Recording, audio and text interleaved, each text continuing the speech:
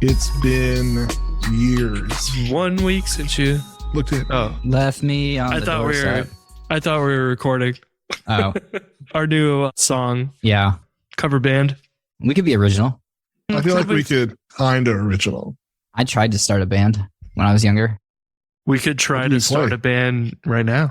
I took years of piano for Forrest, but I was learning to play the guitar.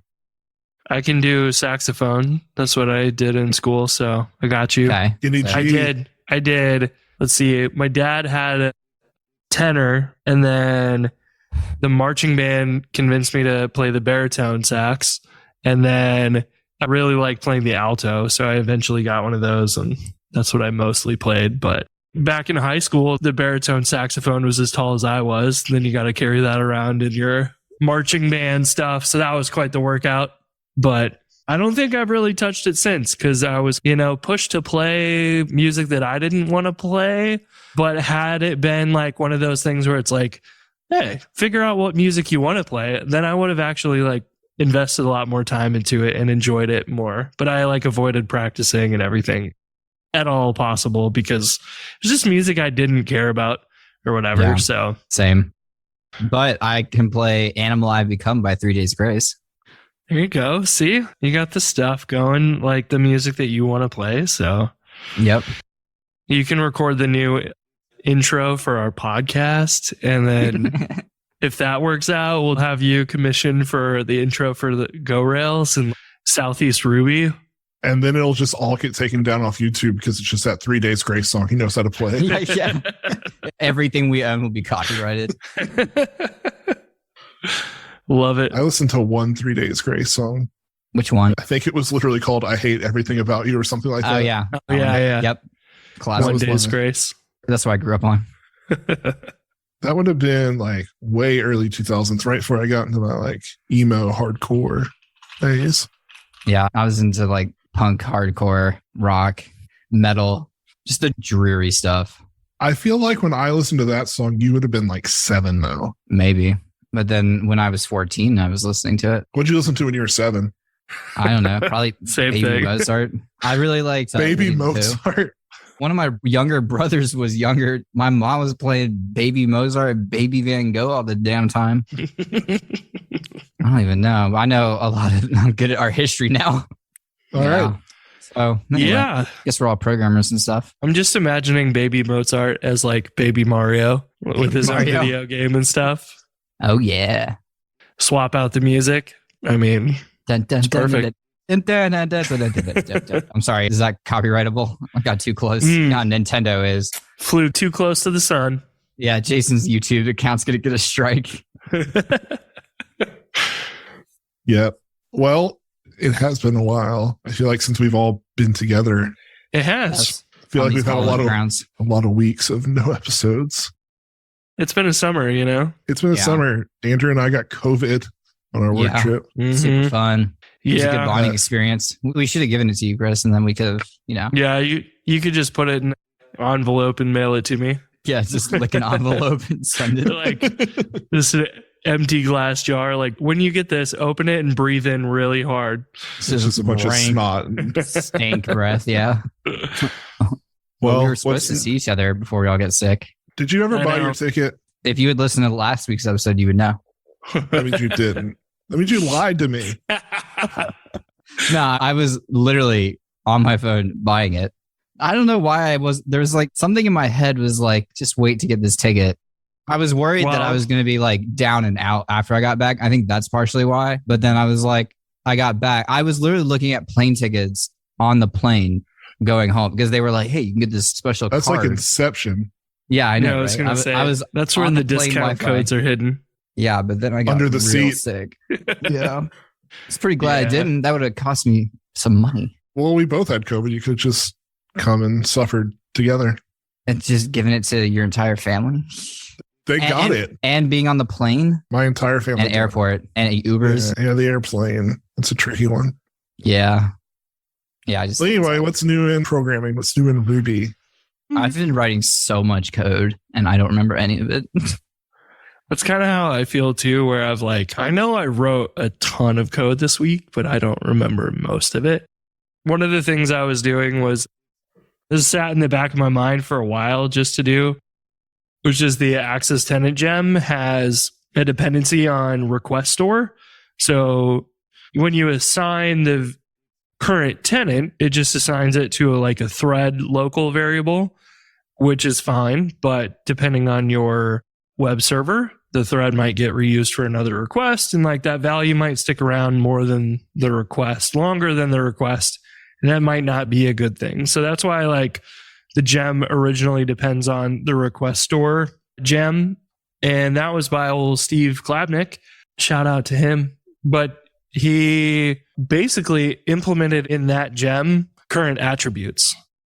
That's almost exactly what this does.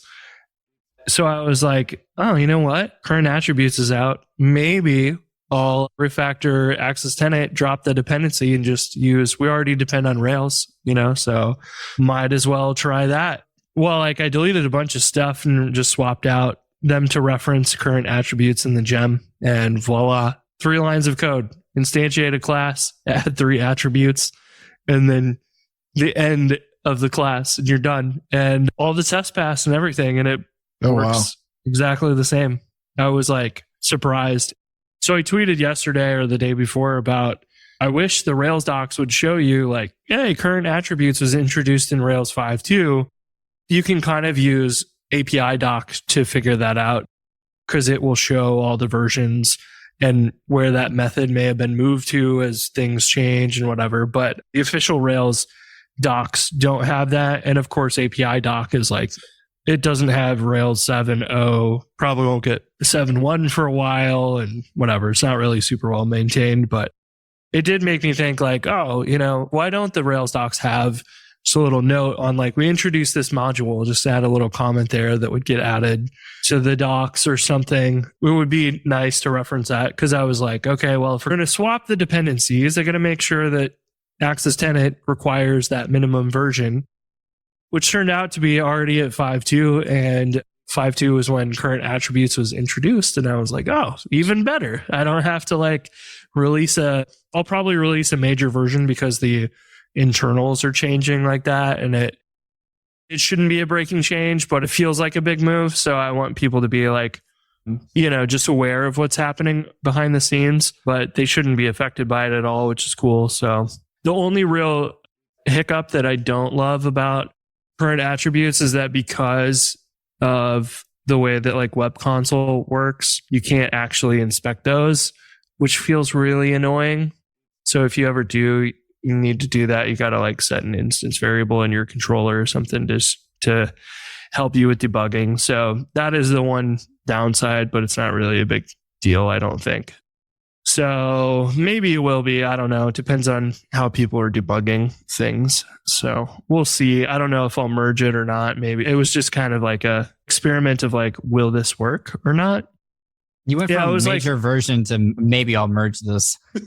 Yeah. Well, I mean, I'd like severe de-escalation there. I'd like to release it, but I'm also like, I also don't want to create more problems for myself in maintaining this gem. So, and I also would like people to use it, like use that branch and actually run it in production or whatever. So I know for sure that there's like no issues with it, but yeah, it's an interesting thing. But yeah, it was kind of cool to see like Steve Klabnik created current attributes way back when. I forget when this gem was created, but 11 years ago. So yeah, ahead of the game, long way ahead. That sounds fun. It sounds like an easy bug fix. I wonder what that's like. Well, we'll see. I don't know. Refactoring code like that's kind of nice. I always enjoy like, oh, change this thing, drop the dependency. And yeah. I love that. That's always fun. Yeah. I've been doing a lot of refactoring. Hasn't been that fun. Yeah. What kind of challenges you have on your plate? Well, I think I called Jason like 5 times for the same method this week. I'm not lying. It was the same method. I rewrote this method a lot. So yeah, that was a lot of fun. But eventually it turned out pretty great. So I'm pretty happy with where it got to. I'm happy with where it got to. That was good. But it was like polymorphic across multiple models to finally get to this other model. And then like that model needed scopes. And then they were like, but then we want to know different things and like blah, blah, blah. And like, we want to paginate it. And we're like, but this is an array. Oh, this is what I learned this week because I found I had to change the method again, but we had to return an array, one of the earlier iterations of this method, when we really wanted an active record collection.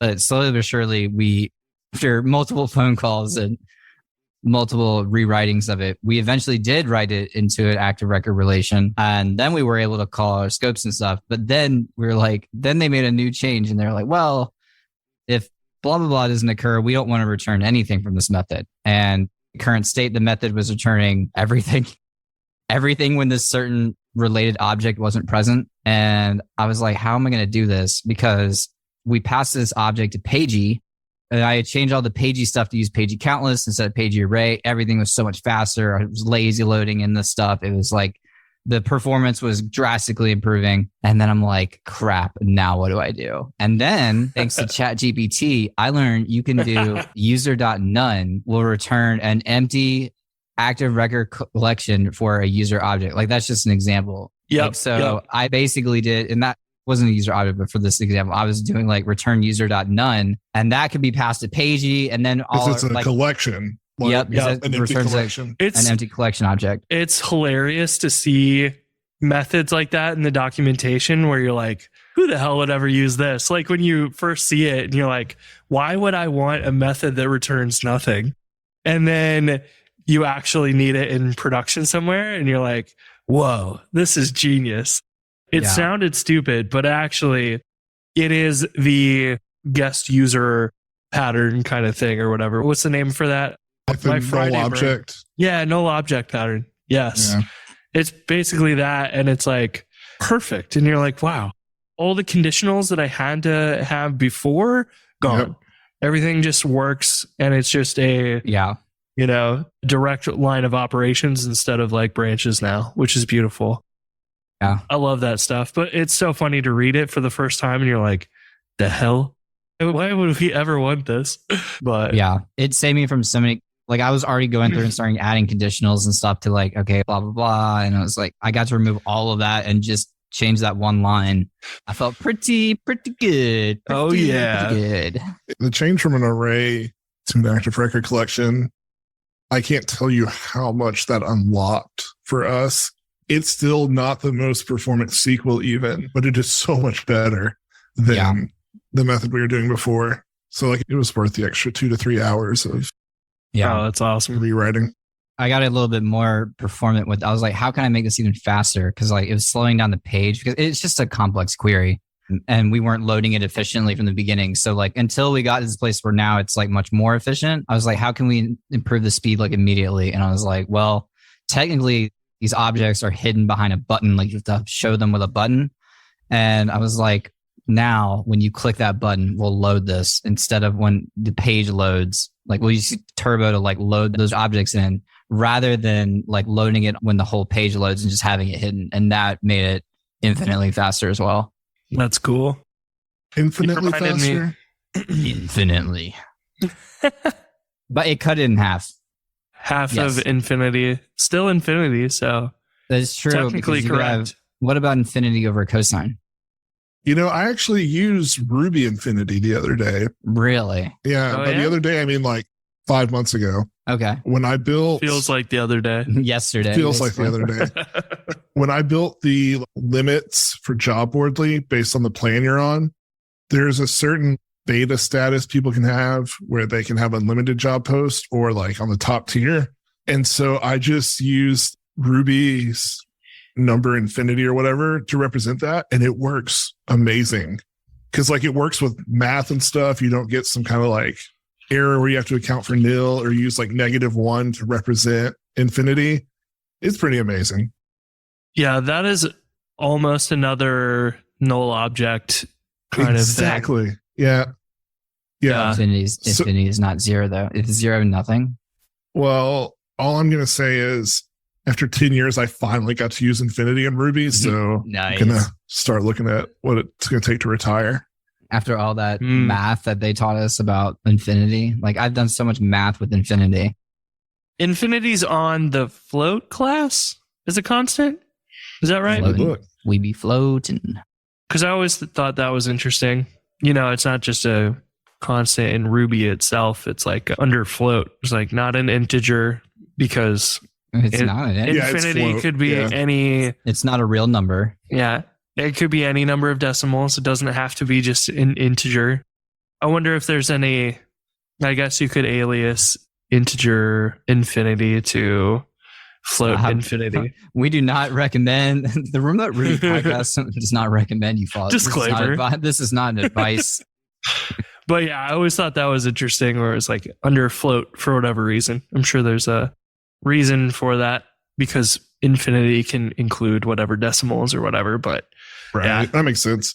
It's been great though, because like you do infinity minus 100, it just returns infinity, but you can then say like infinity dot positive, which is actually the math I'm doing. Like how many more job posts can you have? Well, even if you have 1,000, infinity minus 1,000 is infinity, and that's still positive. So you still got plenty of room. It's slick. It's cool.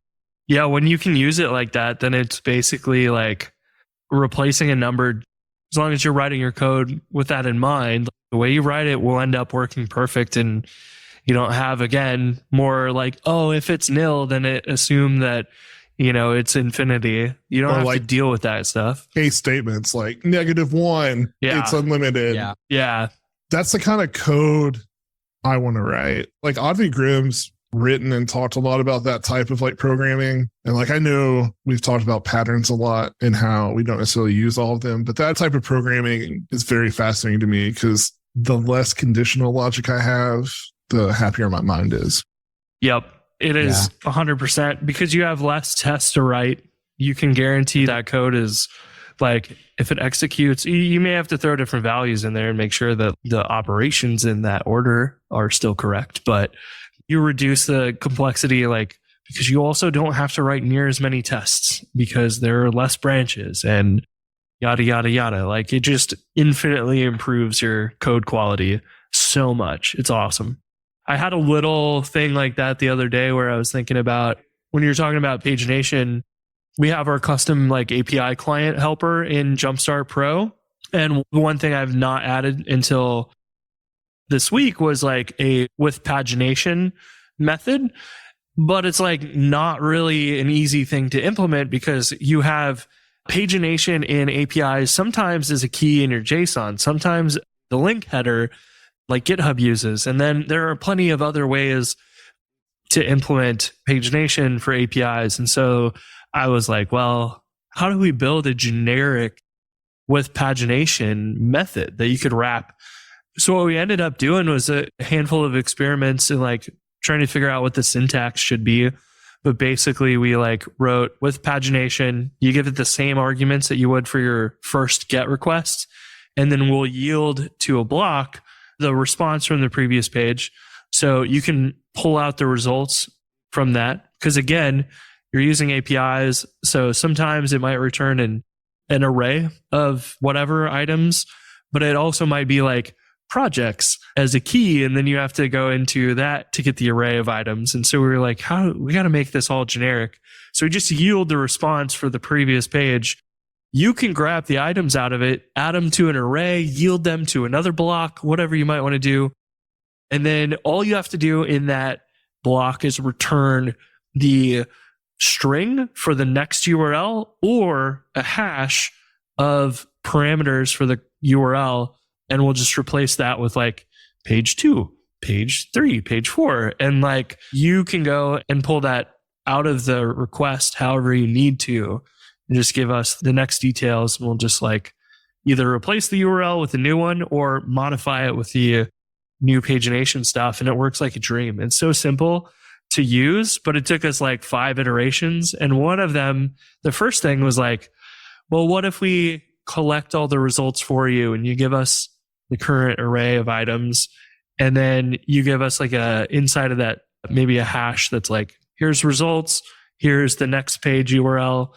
But that got us into this thing where we were like, well, if you give us a next page URL, we'll use that. If that's nil or an empty string, we need to look at the next page query key and see, is that nil or whatever? And if both of those are nil, then we can return from the method and stuff. And it was like one of those cases where like, yeah, starting to get a lot of if statements here for stuff that we don't really want. It's just getting complicated. So refactoring ended up on that solution where it was like, hey, give us a string or a hash. And we do have one branch, which is the case statement. But it's like, if it's a string, we'll use this as the URL. If it's a hash, we'll just modify the query params and voila. So it turned out really nice, but it was one of those moments where I was like, yeah, if statements. I don't like these things. Yeah, I like to avoid conditionals if I can. I don't think you succeeded in that one. I'll stand by it. I just want to take a second to thank our sponsor, Honey Badger. Monitoring like web development can be complicated. There are tons of tools and techniques, but you just want to know that your app is up and your customers are happy. When your customers encounter a problem, you need clear, actionable intelligence, not walls of charts and reams of logs to tail. That's why they built Honey Badger, the monitoring tool we've always wanted. A tool that's there when you need it and gets out of your way when you don't, so you can keep shipping. Know when critical errors occur and which customers are affected. Respond instantly when your systems go down, improve the health of your systems over time, and fix problems before your customers can report them. I know from personal experience, I've fixed bugs when they've shown up in Honey Badger and then emailed the customer to let them know, hey, I think I saw you get a 500 error. I fixed it, and I just wanted to let you know you can try again. And it blows those customers' minds to see that they didn't even have a chance to report the bug to you. It's wild. They love it. Honey Badger is the application health monitoring tool built for you, the developer who cares about a quality product and happy customers. Start monitoring today at honeybadger.io. It's free for small teams and setup takes as little as 5 minutes. Once again, that's honeybadger.io. Do you feel like when you're learning programming that... Oh my God, where is this going? Well, I was just thinking about like... When people are learning programming, like I remember myself, when I'm trying to write code and figure out a problem, I'm thinking about like, well, if there's this situation, we need to handle that. And then if it's this situation, and my brain kind of thinks in if statements when I'm breaking down a problem. And that's usually how my code ends up with a crap load of if statements. And I remember like a friend of mine in school showed me this like app he wrote that he was proud of. And it was like 5 or 10 nested if statements. And I was like, I have no idea what this is doing. And I will never understand it because there's so much nested stuff. But I could see he's thinking through the problem, but he's writing every one of those thoughts down as another if statement and an else case and whatever. And it just got me thinking about that. I mean, I feel like the way you're taught programming. So I was working with my little brother who's in computer science school. And did he listen to Baby Mozart? Yeah, it was him. I was looking at his code and I was like, there's so many if statements in here. But as I was kind of thinking about it, I was like, they don't really teach that many control operators at that level, right? They definitely teach you if, because that's like in every programming language in some form or fashion. But when you start getting like into a more advanced level, like you start to realize, oh, well, instead of using if statements, like I could just compose classes, for instance, and use send or use metaprogramming and like learn how to use object-oriented programming instead of using all these if statements. Mm-hmm. It's hard for someone new to know how to do that if like the purpose of them, because they're just learning how to like create algorithms from the beginning. Yeah, you're not used to thinking in terms other than if else. Yeah, the basic types of problems they give them. Yeah, it's a lot of like kind of brain teaser type Archimedes pyramid or whatever. In my CS1 class or whatever, the first day he's like, I'm sure you've heard this example, but it's like, how do I make a peanut butter and jelly sandwich? And you got to like tell them how to do it. But they like try to get you to think and like, well, you actually have to get the peanut butter out of the closet. Like you have to tell it how to do everything. That is a really good intro. It's another good exercise too of like, and it's probably all of learning programming, but like the assumptions that you make are not obvious until you start writing code and you're like, oh man, when we tell you how to make a peanut butter and jelly sandwich, we assume that you already have all the ingredients. They're right here. And it's like, well, actually, if you really start at the beginning, you've made a lot of assumptions. And it's like just drawing attention to, like, I guess how your brain probably works pre-programming. And then afterwards, it's like much more attuned to those little things. Yeah.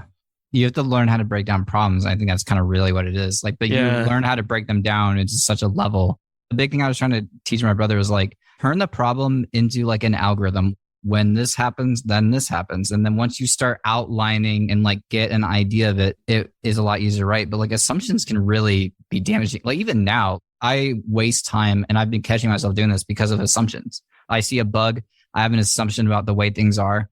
And then I like waste time and then maybe run things in production and think like, oh yeah, I fixed this bug. And then you go back and you're like, I made a fatal assumption here. And because of that, the rest of this is now inaccurate. Yeah. And it is also like, if somebody gives you like a designer or somebody gives you requirements for like, hey, build this feature. And you're like, hold on a second. You made some assumptions here that now if you tell me X, then I can go build it right away. But if you say Y, then it is a whole different thing to build. And it can be so subtle. It's wild when you're looking at it. But I feel like there was one moment that I always remember or think back to, like, you know, if somebody asked you to like parameterize a blog post title or something, if you're a beginner, you might be like, okay, I have the string. I can go through every character. I can like downcase capital letters A through Z. And then if I hit a space, I'll replace that with a hyphen or whatever. And then somebody asks you like, okay, well, what if there's a duplicate? Then you got to figure out, do I generate like the URL with the ID at the end? And I forget where I saw it, but someone had an example of like, let's actually build an array and let's put the ID in there first. And then let's put the title in there. And then maybe if you have a duplicate, you put a thing at the end or whatever. And using those little simple text manipulation examples in showing like, if you need to parameterize something and they say, oh, now you need to put the ID in there. Okay, well, we just toss these in an array. If there's optional things, we can append it, but we can skip it if we need to, and then just join by hyphens at the end. Those were like moments where I was like, what? You can do this? And it was just it's empowering. Like mind blowing, because you're like, I would have written basically if statement, if ID is present, then we include it. Otherwise, we don't. And you might end up with like ternaries inside of the string interpolation or something crazy, or just shove it all in. And that's another one where like, oh, if the ID is present, then we'll put it in the array. Like, what if you just put it in the array and it might be nil and you just call the array.compact and then .join with hyphen. And then you're like, what? It removed even more if statements. Those were just like mind-blowing things that I very fondly remember changing my entire perspective on writing code. I've often wondered in the last few years what it would be like to learn programming using a functional language as your first language, and if that would shape the world a little differently for you. Probably. Yeah. I'm sure it would. Because you think in terms of like functions that don't change any state in a, and I'm air quoting here, in a perfect world, like a pure function, you know, you give it an input and the output's always the same. Sure, there's still conditional logic in this, but I just think it's fascinating. That reminds me of like, we had to learn Haskell in one of our computer science classes. And was it a hassle? Haskell, a hassle. Boo.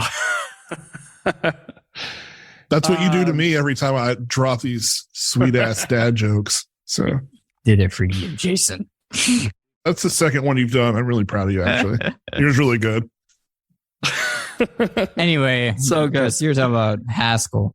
I think it was one where there's quite a few languages. Ruby doesn't do this, but where you can define the same method name with different arguments.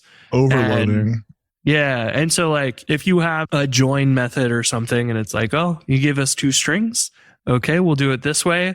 And the implementation ends up where if you look at the link to helper in Rails, that's a good example of one that's like, well, you could give us a string first, but if you don't give us a string, or if you give us a title and the URL, we can use that. But if you give us a block, then you can give us the URL first, and then this moves.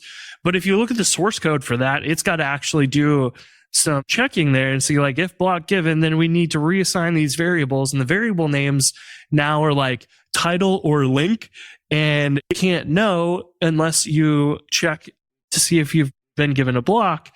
And that is something that's pretty awesome in those other languages, that you can just have the link to method defined multiple times.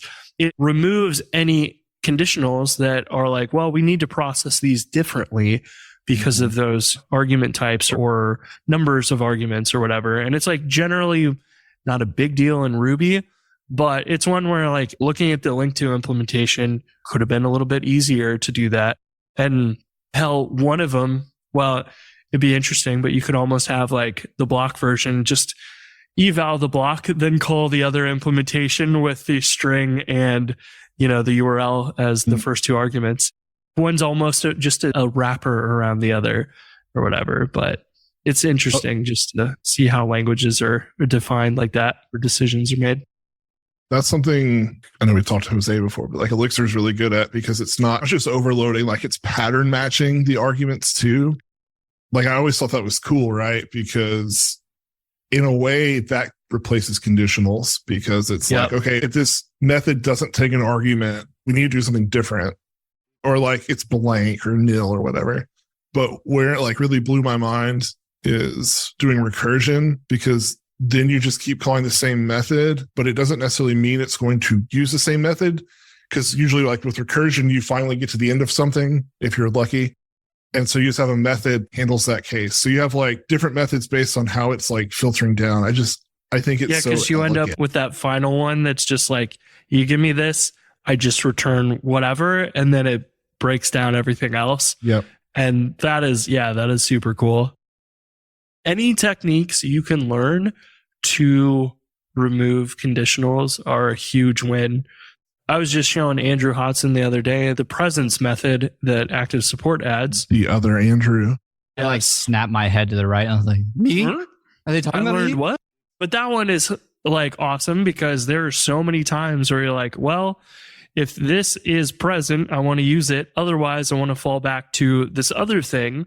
And if it's present, I want to use that. Or I might need to fall back to a third default value. And if you've got to like write that out, you like create a temporary variable, you check if the first thing is true, then you assign it to there, and then it's a mess of if statements.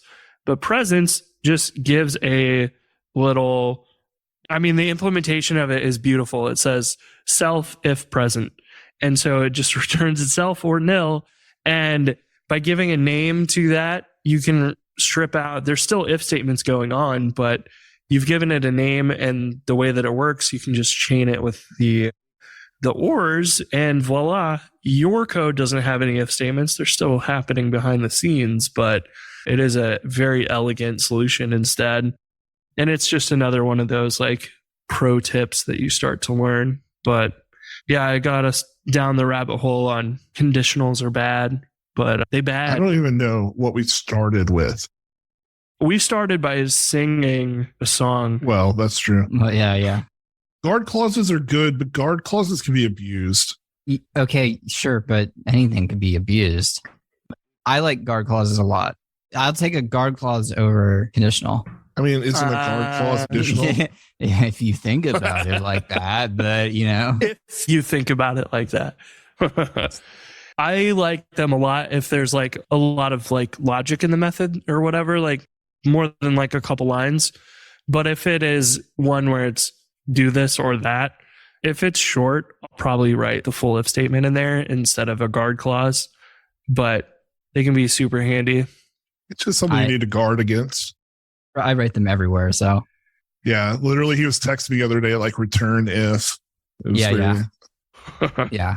For me, whatever reason, a guard clause is easier to read than an if statement, or especially an unless statement. No, so my former coworker and I guess subsequently friend, Kyle Fox, once linked me to a Python something where they talk about like the importance of clarity, essentially. And like the return statements, like the guard clauses were actually an example of that. Like it is easier here to say these three conditions, like return each time. It's like easier to parse through that than the inverse of if conditionals. And I was like, that's something that stuck with me. And Kyle's still my friend, but I just because work with him. They're usually one-liners. I thought you were going to introduce him as my former coworker and former friend.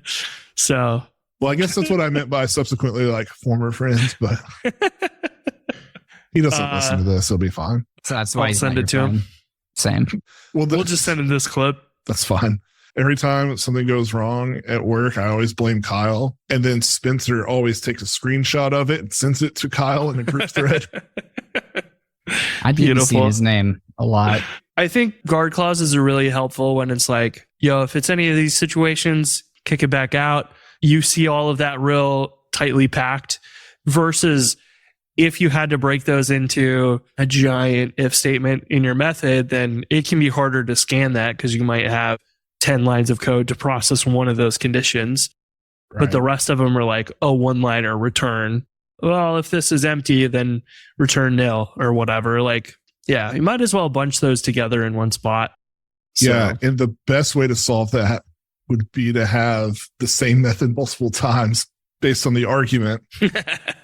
Yeah, that's the stuff that's really cool is like the pattern matching stuff where it's like, oh, you can even peek into a hash or something and say, oh, does it have this key? Then we'll process it this way. And if it doesn't, then we'll do it another way. And that stuff is super cool because that's what you were going to have to do inside your code anyways. So it's like, well, we might as well just make the language do it real fast or whatever. It's pretty sweet.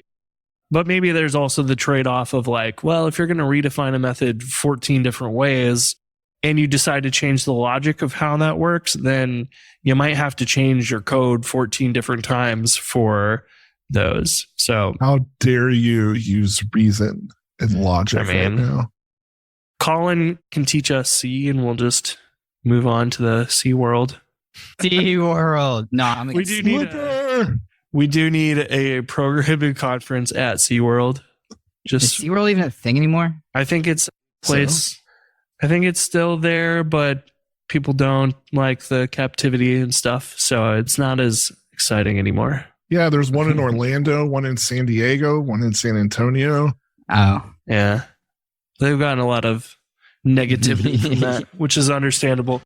Is that why the second thing on their website is SeaWorld is one of the largest marine animal rescue organizations in the world? Yeah, that's exactly why. That's cap, dude. That is cap. We can go Photoshop their site and they're rescuing animals and developers. We just copy their source control. If they don't have cross-eyed, depending on the way their assets are served, we can just use their style sheets. Call it SeaWorld.io. Jason, have you had a need ever? It's been this long to use infinity. Have you implemented anything that needs the Batman constant, not a number? What are you speaking right now? What is this? Dark Knight Rises variable in Ruby?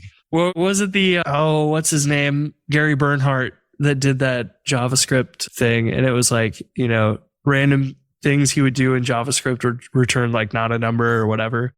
And then, of course, like if you do multiple not a numbers together, it's Batman. So that's why it's the Batman constant. Do two not a numbers make a number? No. Unless it makes zero. Well, can't you like do multiplication with infinity? Yeah. So what's that? Oh God, infinity. I'm getting like flashbacks to calculus. I don't want to go here. Jason, you're starting a conference, right? Let's talk about that. Let's not talk about math. Yeah, we can talk about that. We can end with that. Yeah, bringing back old Southeast Ruby. Excellent. And that's all the details I have so far. Well, nice. You have one other detail. It's going to be in Memphis, right? In Memphis, not Nashville. I think I've said this before. I know I've told you all. It's just hard to put on a conference in a city you don't live in. Yeah, I'm sure. So, going to bring it to Memphis. I have Ernie Miller helped me organize the last couple, and he told me today he's in. Awesome. So I need to get with him, but I have some ideas to make it different from the other Southeast Rubies. I'm not coming to Memphis as long as Jaw's there. Oh my God. My life is in danger. Oh my God. Anyway, well, he'll be, so I guess he'll be playing again by the time it happens. But yeah. Oh, hell. Maybe. Maybe. I still want talks, but I really want to rescue marine animals. Be the world's leading marine animal rescue. Yes. I really want to like drive home the community part of it. I want to like. You want to drive us each home? So if we come from St. Louis, you're going to drive me home personally. That's car it. trip. I like it. I'm just, that's actually what Southeast Ruby is. Conference idea. You fly to Memphis and we get in a big RV and I just go on a tour taking everyone back home. Actually be fun. Maybe not in this context, but whoever gets taken home first gets the like worst deal, but then whoever's the last drop off, they get the most out of their ticket. Yeah. Whoever comes from Memphis is screwed. But ideally you'd go all the way to the last spot and then work your way back. Or if you could do that. I have some ideas for it. I'll talk about more, but I'm thinking the problem I have right now is, at least this year, there were like 21 Ruby conferences in the fall in Europe.